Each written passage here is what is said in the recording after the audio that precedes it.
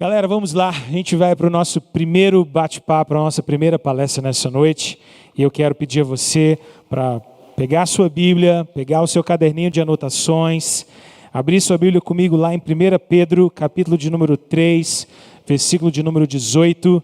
Eu vou pedir a galera da nossa equipe lá atrás para iluminar o máximo possível e agora para a galera poder ler bem, escrever e a gente prestar bastante atenção naquilo que Deus tem para falar ao nosso coração. 1 Pedro, capítulo de número 3, versículo de número 18. O que a gente vai fazer juntos nesses dias é lembrar você de coisas fundamentais e de coisas muito importantes a respeito do Evangelho do Senhor Jesus. O que a gente quer fazer com esse tema é impactar o seu coração para que você possa pensar a respeito da verdade do Evangelho, como ela fala com a gente. E hoje a nossa primeira palestra, a nossa primeira reflexão vai ser a respeito do significado da cruz de Cristo na nossa vida. Hoje a gente vai falar sobre cruz, a gente vai falar sobre crucificação e o significado disso, a importância disso para nós, ok? Vamos então ler a palavra de Deus lá em 1 Pedro, capítulo 3, apenas o versículo 18, para a nossa palestra. Não vai ser exatamente uma exposição desse texto, mas uma palestra a partir desse texto para falar ao nosso coração. Versículo 18, pois também Cristo sofreu pelos pecados uma vez por todas, o justo pelos injustos, para conduzir-nos a Deus. Ele foi morto no corpo, mas vivificado pelo Espírito. Mais uma vez eu quero ler e aí você tentar guardar essas palavras. Pois também Cristo sofreu pelos nossos pecados, uma vez por todas, o justo pelos injustos, para conduzir-nos a Deus. Ele foi morto no corpo, mas vivificado no Espírito. Amém. Senhor, nós pedimos a Ti que nessas palestras, nessas reflexões bíblicas a respeito de verdades do Senhor, a partir desse livro de Jerry Bridges, servo do Senhor também, nossa vida seja impactada. E que essa primeira reflexão sobre a cruz de Cristo possa desafiar o nosso coração e nos fazer pensar como isso impacta a nossa vida, o Evangelho para a vida real. Fala conosco, Deus, nessa noite, em nome de Jesus. Amém e amém. Gente, a cruz de Cristo é o acontecimento mais importante da história da humanidade. Sem dúvida nenhuma, de 2000 anos para cá, quando a gente olha para trás, a gente percebe que esse acontecimento, ele tem um poder de influência não apenas local, mas por toda a terra. A cruz de Cristo, a crucificação do Senhor Jesus, é uma notícia, é um acontecimento, é um evento que marcou a história, que nos impactou e que continua nos impactando ainda hoje. Se a gente começa a pensar sobre a cruz de Cristo, a gente percebe, por exemplo, que a cruz de Cristo, ele continua sendo talvez o símbolo do cristianismo mais conhecido de todos. É você ver uma cruz, um crucifixo, ou qualquer cruz como essa que está aqui no cantinho, você sabe que aquilo é uma referência simbólica ao cristianismo.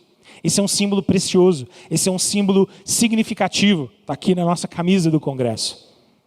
É um símbolo que a gente carrega. A cruz, ela é tão presente na nossa vida, que ela se destaca, por exemplo, em inúmeros ícones, inúmeros objetos que a gente carrega. Você tem brinquinhos de cruz, você tem colar de cruz, você tem crucifixos mais diversos, você tem adesivos e, sei lá, o que a gente puder imaginar. A cruz faz parte de um símbolo presente na nossa geração, e não apenas na nossa geração, mas nas gerações passadas.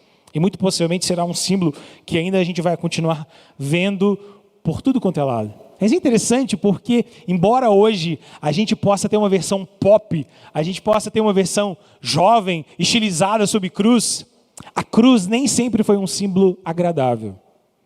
Na época de Jesus, na época da crucificação de Jesus, a cruz era um símbolo terrível de uma expressão de poder grandioso de Roma sobre seus inimigos. Quando Roma queria demonstrar seu poderio, sua força, sua capacidade, seu exercício de poder sobre outras nações, uma das coisas que eles faziam era crucificar pessoas condenadas por N motivos e deixá-las na cruz até que elas morressem. e mesmo depois para que os animais pudessem dilacerar sua carne.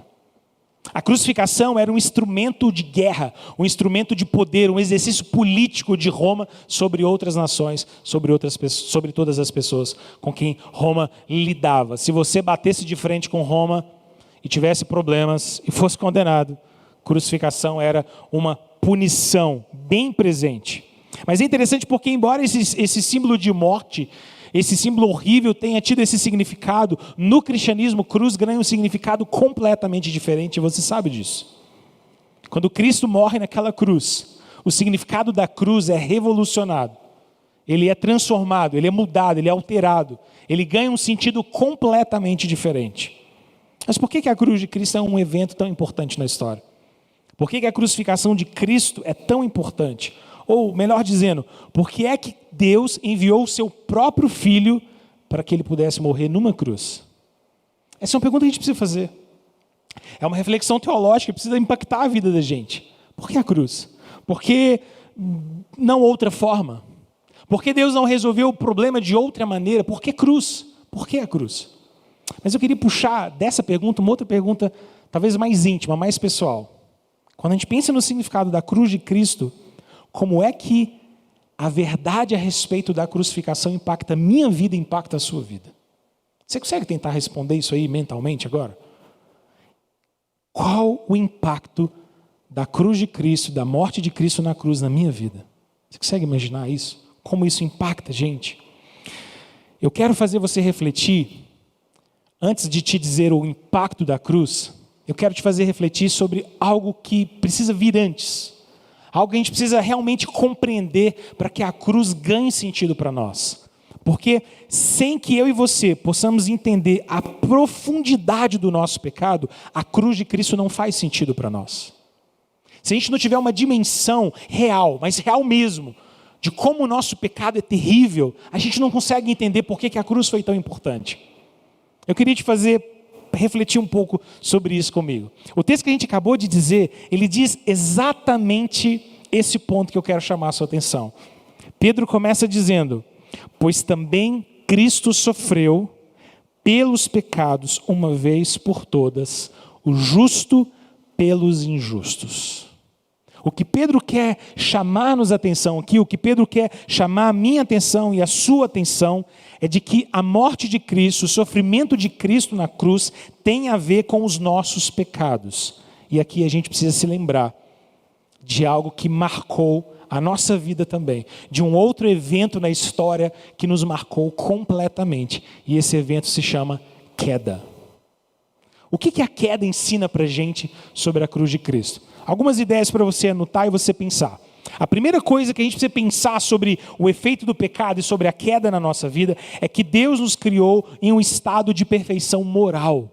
Deus nos criou perfeitos, santos, retos. Quando Deus criou Adão e Eva, Deus não criou pessoas neutras. Deus não estava criando dizendo assim: olha, vocês não têm inclinação nem para o bem nem para o mal, façam o que vocês quiserem. Não, Deus criou Adão e Eva com um coração reto, justo. Havia neles uma perfeição moral. Eles amavam a Deus, eles queriam fazer a vontade de Deus, eles queriam obedecer a Deus, eles refletiam a imagem e a semelhança de Deus. E esse é um elemento fundamental para a gente entender o quão feio é o pecado na nossa vida e na existência dos homens. Porque Deus nos criou a sua própria imagem, a sua própria semelhança, com o coração reto, justo e bom. Se a gente pudesse entrar num DeLorean e voltar no tempo e chegar no Jardim do Éden, algumas centenas de milhares de anos atrás, a gente ia lidar com o fato de que Adão amava a Deus, de que Eva amava o Senhor. Deus os criou assim. Deus não criou o coração deles como uma folha em branco e diz assim: olha, toma essa folha em branco, escreva nela o que você quiser. Não, Deus os criou com uma inclinação boa, justa, santa, perfeita. Eles não eram obra de Deus pela metade, mas uma obra perfeita de Deus. Essa é a primeira coisa que a gente precisa fazer, porque a gente precisa entender para que a compreensão sobre a queda... Nunca compre uma moto assim, gente. Essas motos são barulhentas. Você precisa entender que a queda tem a ver com seres perfeitamente morais, retos, justos, que amavam a Deus, que caíram em pecado. Segunda coisa que eu queria que você anotasse e guardasse: Deus decidiu provar a nossa obediência, a obediência de Adão e Eva naquele jardim. Deus nos criou perfeitos, retos, perfeição moral, beleza. Amamos a Deus, fomos criados assim. Mas Deus decidiu provar a nossa obediência. Quando Deus colocou no meio do jardim, quando Deus colocou naquele jardim uma árvore da vida e uma árvore do conhecimento do bem e do mal, Deus estava dizendo, olha, se vocês me obedecerem e seguirem meus caminhos, e seguirem a inclinação do coração de vocês, e continuarem bons, retos e justos, ok, vocês têm acesso irrestrito à árvore da vida, a vida eterna é garantida a vocês, mas se vocês comerem dessa árvore do conhecimento do bem e do mal, no dia que vocês comerem, vocês vão morrer. Deus estava provando e testando e trazendo a obediência de Adão e Eva para fora, provando, vocês têm um coração reto, vocês foram criados à minha imagem e semelhança, então eu quero pedir uma coisa para vocês serão provados em me obedecer, em um detalhe tão pequenininho, eu dou a vocês dezenas, centenas de árvores, um jardim inteiro, frutos, alimento, liderança, tudo, mas dessa árvore não comam, ela é um teste prova da obediência de vocês. É um simples teste para provar se o coração de vocês está dirigido para mim ou se vocês se tornarão obcecados por vocês mesmos no final das contas. A queda começa quando Adão e Eva não passam em um teste tão simples que Deus fez. Eu queria que você percebesse uma coisa interessante.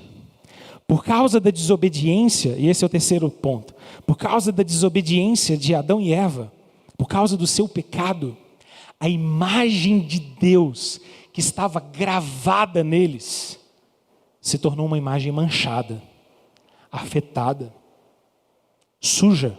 Entenda, não é que a imagem foi tirada, não é que a imagem foi aniquilada, destruída, mas alguma coisa já não era mais o mesmo. Mas aquilo que Deus tinha estampado em Adão e Eva já não era mais a mesma coisa.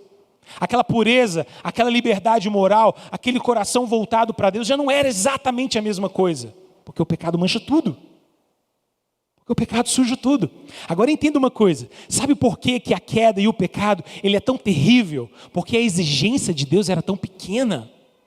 Quanto menor a exigência de Deus, mais terrível era o pecado. Você não concorda? Se Deus tivesse pedido, imagina se Deus tivesse pedido o seguinte, olha, vocês têm centenas ou milhares de árvores frutíferas nesse jardim. Eu não quero que vocês comam de nenhuma, vocês só podem comer dessa aqui. Cara, isso teria sido meio punk.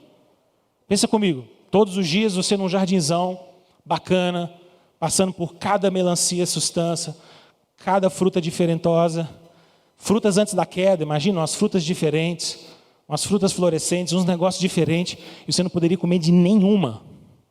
Absolutamente nenhuma, a não ser uma árvorezinha, michuruca, tipo, sei lá, uma jabuticabeira num cantinho, com as bolinhas lá, para você comer painha. Mas não é isso que Deus pede. Eu amo jabuticaba, tá? Mas não é isso que Deus pede. Deus diz, de todas as árvores você pode comer. Só tem uma que você não pode comer. E é engraçado que Deus nem disse que era mais bonita. A visão de pecado contemporânea, mundana, sempre pinta a árvore do conhecimento do bem e do mal como uma árvore linda, não é? Já viu? Normalmente é uma maçã, que parece uma maçã de amor, de circo, pingando alguma coisa maravilhosa dela, com uma mordidinha e uma serpente altamente gente boa por trás. Mas não era assim. Talvez a árvore do conhecimento do bem e do mal, por exemplo, fosse uma jaca. E não há nada de muito belo numa jaca. A Bíblia não fala que era mais bonita. Era apenas uma. Eu não quero render esse ponto mais, mas só te fazer pensar o seguinte, a restrição era tão pequena, e isso faz com que a desobediência pareça tão volumosa. Percebe? O pecado entra na nossa história, essa é a queda. Essa é a queda nos afetando, e a partir desse exato momento, a minha natureza e a sua natureza se tornou insistentemente inclinada para o mal. Todos nós que nascemos de Adão e Eva, nascemos com uma natureza insistentemente inclinada para o mal. Você tem alguma dúvida de que a sua natureza é inclinada para o mal? Alguém tem alguma dúvida aqui? Você fala assim, cara, eu nunca percebi pecado em mim ainda. Estou tranquilo, santidade plena. Alguém? Provavelmente não. Porque talvez essa seja a realidade mais incontestável que existe na nossa vida. a inclinação para fazer aquilo que desagrada a Deus, para aquilo que é mal. Isso marcou a todos nós e é isso que a gente chama de pecado original. O pecado original é essa mancha, essa culpa, essa corrupção, essa inclinação para o mal, para aquilo que desagrada a Deus, que eu e você carregamos e é inevitável em nós. A gente não consegue fugir disso, a gente não consegue lidar com isso de nós mesmos. Às vezes a gente fica tentando consertar isso com bons hábitos, às vezes a gente fica tentando consertar isso com uma teologia de boas obras, mas você sabe que não é possível. Não dá, não tem como querer consertar a nossa natureza por nossa própria força. Não funciona. Não funciona definitivamente. O que Pedro está dizendo aqui para nós é que Jesus morreu, Jesus sofreu por causa dos nossos pecados. Ele era justo, mas nós éramos injustos. Nós somos injustos por natureza. Há um texto do apóstolo Paulo que está lá em Romanos 5, versículo de número 12, se você quiser anotar. Romanos 5, 12. E Paulo concorda perfeitamente com o que Pedro está dizendo. Paulo diz o seguinte, Romanos 5, versículo de número 12. Assim como por um só homem entrou o pecado no mundo, e pelo pecado a morte, assim também a morte passou a todos os homens, porque todos pecaram. Percebe como Pedro e Paulo estão dialogando perfeitamente bem aqui? Pedro está dizendo, Jesus sofreu por causa dos nossos pecados, o justo pelos injustos. Foi isso que ele fez. Ele morreu no seu corpo, mas foi vivificado em espírito. Ele se deu na cruz por causa dos pecados de cada um de nós. E agora Paulo está dizendo exatamente isso. Adão pecou e o pecado de Adão é o pecado de todos nós. Adão era nosso representante no jardim. Se Adão conseguisse obedecer a Deus, ótimo, a gente se beneficiava disso. Se Adão pisasse na bola, que é o que ele fez, a gente se lascava junto com ele. E é exatamente isso que aconteceu. O pecado de Adão é também o nosso pecado. Romanos 5,12 diz que por causa do pecado de um só homem, o pecado passou para todo mundo. E a morte veio junto. Porque o salário do pecado é a morte. Morte espiritual, corrupção interior. A gente não lida apenas só com culpa. A gente também lida com a corrupção do nosso coração. A gente quer fazer o bem, mas parece que tem uma lei dentro de nós que milita contra a gente, não é assim? Você decide e fala assim, cara, 2021 eu vou mudar algumas coisas na minha vida. Cara, minha vida devocional está uma porcaria, eu preciso buscar mais o Senhor, eu vou ler mais a Bíblia, eu vou orar mais, eu vou andar com Deus, eu vou fugir daquelas paradinhas que estão me avacalhando, eu vou parar de fazer umas coisas erradas, eu vou abandonar uns negocinhos aí que tá paia, eu vou consertar minha vida. E aí você começa, e aí você empolga, e aí você começa a acreditar demais em você mesmo. E aí um determinado dia você está numa rodinha de conversa na igreja e você fala, cara, estou com um devocional top. Tá top, estou fazendo todo dia, estamos orando, e não sei o quê, pá. No exato momento que você começa a confiar demais em você mesmo, no outro dia o seu devocional já não funciona tão bem. Você já começa a dar uma pisada na bola e você fala, caramba, não dá para confiar demais em nós mesmos. A corrupção faz parte de nós, da nossa natureza caída. A culpa que a gente carrega, não é? Se a gente ama a Deus de verdade, parece que tem uma culpa sobre nós, que nos incomoda quando a gente peca. Sem Jesus, isso nos destruiria. Sem Jesus, isso acabaria com a gente. Culpa, corrupção. Adão foi designado para nos representar, gente. O pecado de Adão se torna também o nosso pecado. Mas eu queria que você entendesse mais uma coisa importante sobre os nossos pecados. Muitas das vezes, quando a gente pensa sobre pecado, nós olhamos mais para aqueles pecados grosseiros. E ao focarmos demais em pecados grosseiros, a gente acaba deixando passar aqueles pecados mais sutis e mais refinados da nossa alma. Entenda, o que eu estou te dizendo não é fazer categorias de pecado, tá bom? Não é, ó, isso aqui é um super pecado, isso aqui é um pecadinho pequeno. Não, eu só estou querendo te dizer que às vezes, socialmente falando, a gente foca muito naquelas coisas grosseiras, aqueles grandes pecados, aquelas coisas que chamam a nossa atenção, que se tornam mais públicos. E a gente se preocupa às vezes com a nossa santidade, mais nesse sentido. Se eu não fizer essas coisas grosseiras, dá para tocar o barco, dá para seguir legal. Mas quando a gente foca nessas coisas, a gente acaba deixando passar debaixo aqueles pecadinhos mais refinados. Pecadinhos como nosso egoísmo, pecadinhos como nossa cobiça, pecadinhos como, por exemplo, o nosso orgulho, pecadinhos como, por exemplo, a nossa vaidade e as nossas fotinhas com seminudez nos nossos Instagrams. Pitadinhas de vaidades, tão sutis. Tão sutis. Ou, por exemplo, as nossas críticas duras demais. E os nossos comentários construtivos ou construtivamente destrutivos. Quando a gente justifica, bem justificadinho, né, dizendo, eu não estou falando mal. É só um comentário edificante. Que de edificante não tem nada. Pecados refinados. O pecado, ele é desastroso em nós e ele é perigoso. Jerry Bridges fala uma coisa nesse livro muito interessante no capítulo sobre a cruz. Ele fala que talvez a nossa maior consciência sobre o quão profundo é o nosso pecado é o fato de que Deus nos chama para amá-lo e amar o próximo. Textos como, por exemplo, Mateus 22, versículo 37 a 39, que o próprio Senhor nos chama a amar a Deus sobre todas as coisas, de toda a nossa alma, de todo o nosso coração, de todo o nosso entendimento, e ao próximo como a nós mesmos. E talvez o que a gente não perceba, talvez a dimensão que a gente não tem de quão profundo e enraizado é o nosso pecado, é que eu e você, a maior parte dos dias, não começamos os nossos dias intencionalmente dedicados a amar a Deus sobre todas as coisas e ao próximo como a nós mesmos. Seja sincero. Muitas das nossas ações, das nossas decisões, da nossa organização do dia, da nossa agenda, das nossas reações às circunstâncias que nos envolvem, não são medidas, não são coordenadas e orientadas por amar a Deus sobre todas as coisas e amar ao próximo como a nós mesmos. Nós não somos dirigidos com muita frequência pelo amor que nós deveríamos ter a Deus e ao próximo.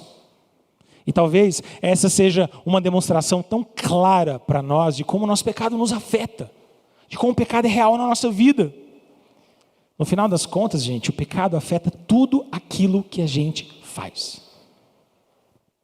O pecado afeta tudo que a gente faz. A palavra de Deus nos diz em Isaías 64, versículo 6, que talvez as nossas melhores obras se pareçam diante do Senhor como meros trapos imundos. Meros trapos imundos. Porque há sempre uma mancha do pecado. Há sempre uma inclinação para o pecado. A gente precisa tomar tanto cuidado com isso, não é? Com as inclinações do nosso coração. Mas eu queria fazer uma transição para a gente começar a caminhar, para concluir essa reflexão por que enfatizar tanto o pecado?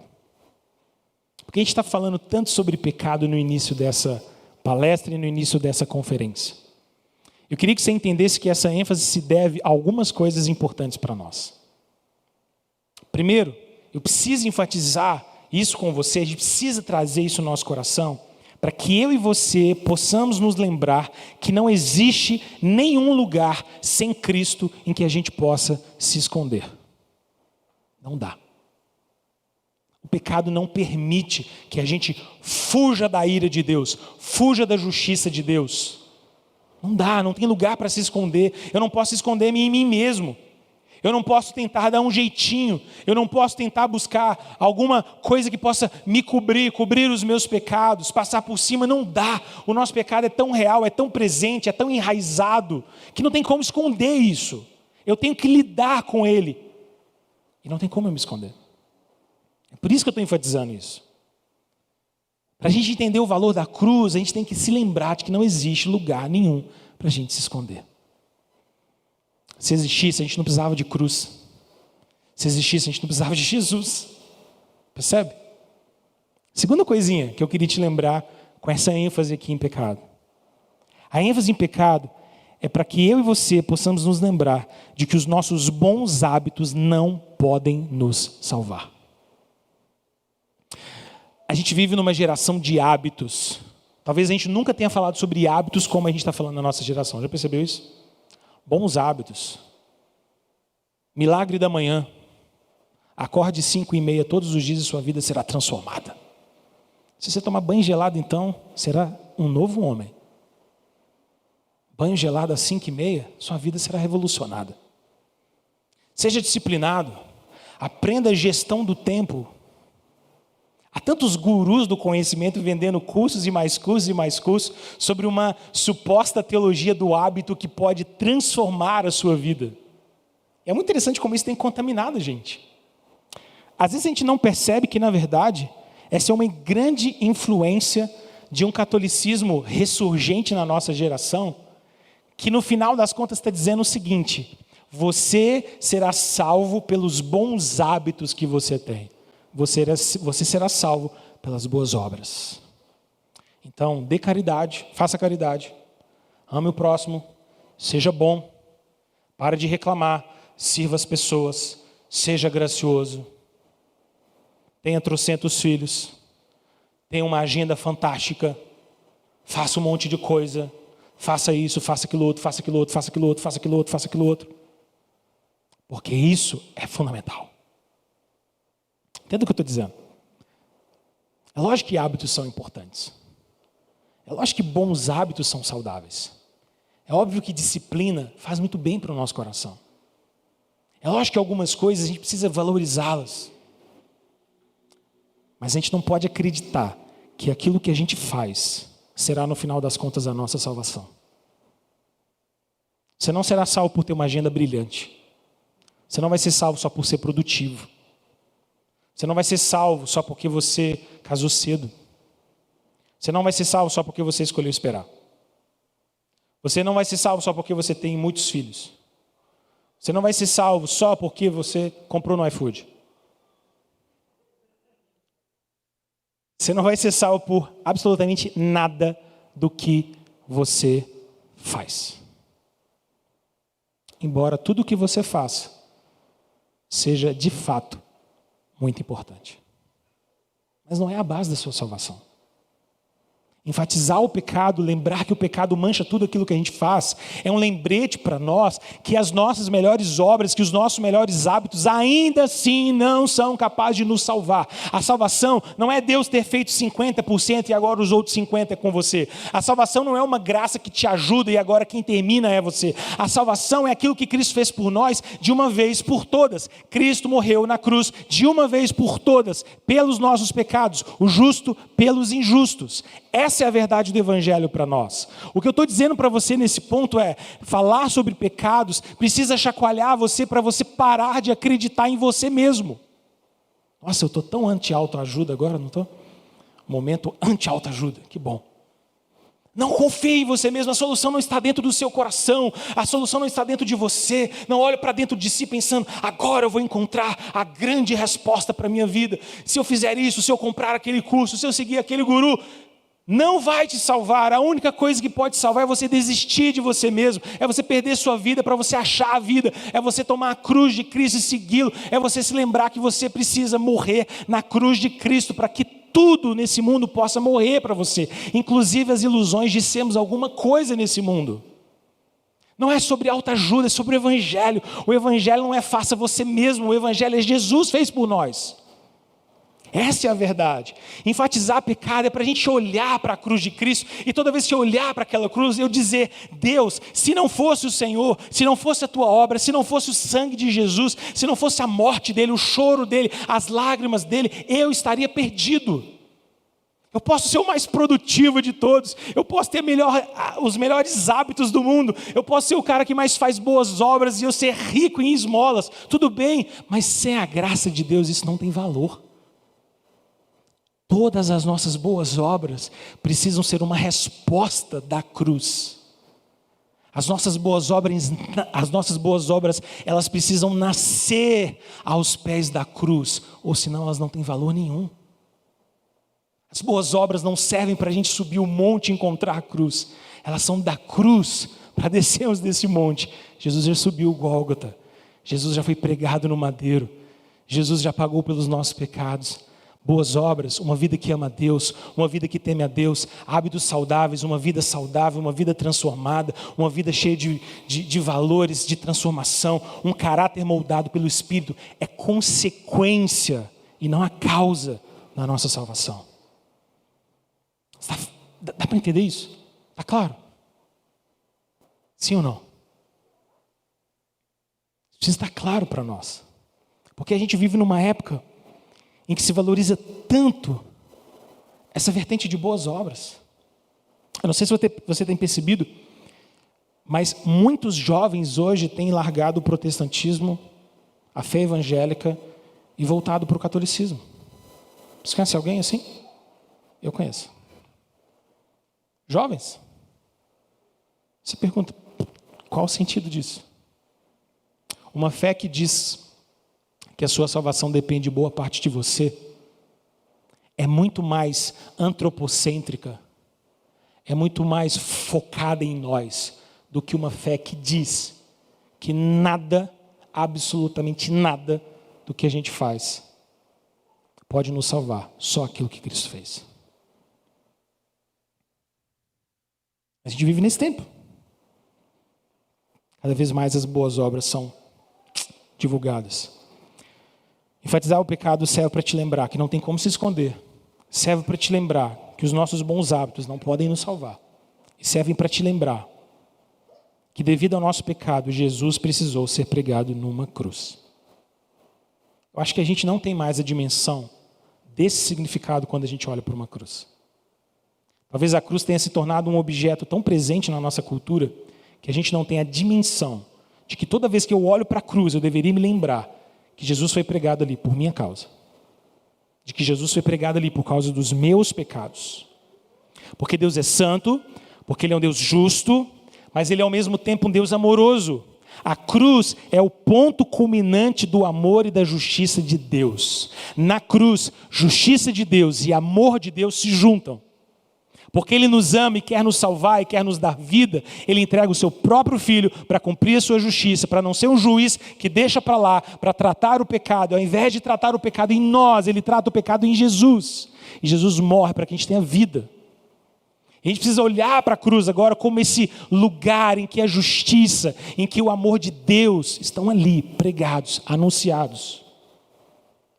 Gerald Bridges diz algo muito interessante. Ele diz, abre aspas, a cruz é uma expressão da ira de Deus para com o pecado, bem como do seu amor por nós, tendo enviado o seu Filho para sofrer a punição que tão justamente nós merecíamos. Quando a gente olha para a cruz, a gente vê o amor de Deus que se derramou sobre nós, mas a gente também vê a justiça de Deus que se derramou sobre Jesus. A cruz, gente, é um símbolo de vergonha, mas também de glória. Porque ela aponta para os nossos pecados, mas ela também aponta para Cristo, o justo que morreu pelos injustos. Aquele que padeceu no corpo, mas que foi vivificado no Espírito. Aquele que foi pregado na cruz, mas que na mesma cruz venceu a morte. Jesus foi entronizado, não numa sala de um trono. Jesus foi entronizado em um monte, o Monte da Caveira, sendo pregado numa cruz. Mas o escrito que maldosamente foi colocado sobre ele, ironicamente estava certo. Jesus, de fato, era o rei dos judeus. E mais do que isso, ele era o rei dos reis, o senhor dos senhores. Aquela coroa que foi colocada na cabeça dele, de espinhos, por maldade, ironicamente também tinha razão. Aquele manto que foi colocado sobre ele, o cetro nas suas mãos, também tinha razão de ser. Porque, de fato, na sua crucificação, Jesus se manifestou como aquele que tem poder sobre a vida e sobre a morte. Porque Ele é o Rei dos Reis. Por isso a cruz é sinal de vergonha, porque o nosso pecado foi pregado lá. Mas é também sinal de glória, porque lá Jesus, o justo, venceu a morte, expôs os seus inimigos à humilhação pública e triunfou sobre eles. A cruz é lugar de vergonha, mas também é lugar de glória. Agora, como é que isso impacta a nossa vida? Eu queria terminar te dando 3 pontos em que essa verdade pode impactar a minha vida e a sua vida. A primeira coisa que eu queria que você guardasse nessa mensagem é de que a cruz de Cristo é o símbolo do nosso pecado real e terrível. Mas isso é tão básico, né? Mas é aquele tipo de básico que a gente constantemente se esquece. A cruz é um símbolo de que o nosso pecado é real. Ele não é brincadeira.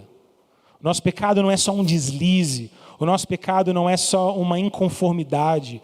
O nosso pecado não é só fazer uma coisinha contra algumas regrinhas. O nosso pecado não é só quebrar regrinhas da igreja. O nosso pecado é real contra a santidade de um Deus verdadeiro. Segunda coisa que eu queria que você guardasse, de que nós somos plenamente dependentes daquilo que Deus fez por nós em Jesus, na cruz.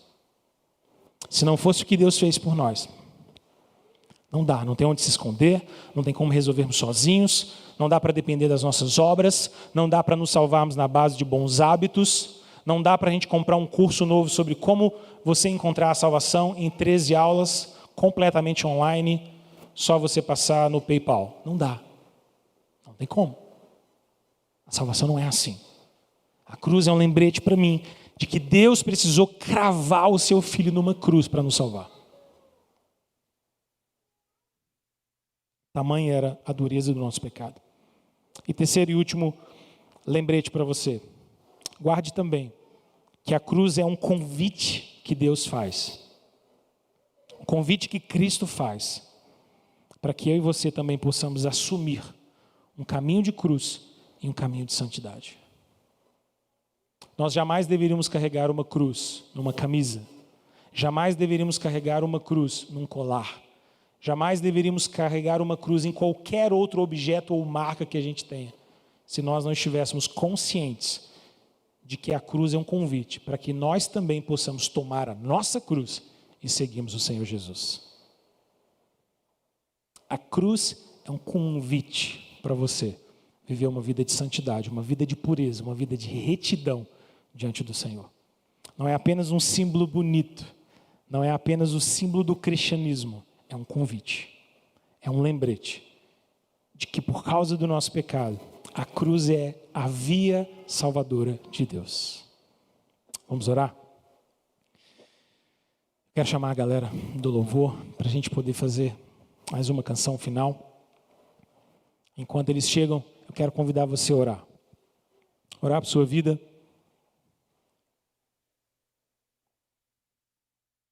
E orar pedindo ao Senhor agora que Ele possa trazer a você convicção a respeito disso. Talvez você podia pedir ao Senhor na sua oração agora: Deus, eu não queria olhar mais para a cruz da mesma forma. Eu queria de fato poder olhar para a cruz e encontrar na cruz a realidade do meu pecado. Encontrar na cruz a realidade da Tua graça. Encontrar na cruz o caminho de vida para mim. Que não seja apenas um símbolo, não seja apenas memória, mas que seja a verdade impactante, o lembrete constante de que eu preciso do Senhor. Deus, nós rogamos a Ti agora que essas verdades que nós ouvimos possam impactar o nosso coração, possam ser de fato verdadeiras dentro de nós, que a cruz seja esse lembrete constante para cada um de nós aqui, de que nós precisamos do Senhor. Existe uma boa notícia para nós. Existe o Evangelho que diz que Cristo fez algo por nós, mas Ele fez na cruz. E Ele fez por causa de uma má notícia, que é o nosso pecado. A boa notícia existe por causa de uma péssima notícia. E nós sabemos que essa péssima notícia é nossa. É a nossa notícia, a notícia de que nós pecamos e fizemos o que é mal. Mas o Senhor tem uma notícia melhor para nós. O Senhor tem uma notícia de que na cruz, no sofrimento mais doloroso, Jesus venceu a morte, pagou pelos nossos pecados e nos garantiu a vida eterna. Que à medida, Deus, que nós avancemos para as outras palestras, essas coisas possam ficar mais e mais claras para nós. E o significado da cruz seja mais e mais verdadeiro para o nosso coração também. Mas nos faça lembrar dessas verdades, Senhor. Não existe lugar de fuga, não existe esconderijo que não seja a cruz. A única sombra que de fato nos protege é a sombra da cruz do Senhor. Derrama, Deus, sobre nós essa convicção, essa fé, e que isso impacte o nosso coração em nome de Jesus. Amém. Amém.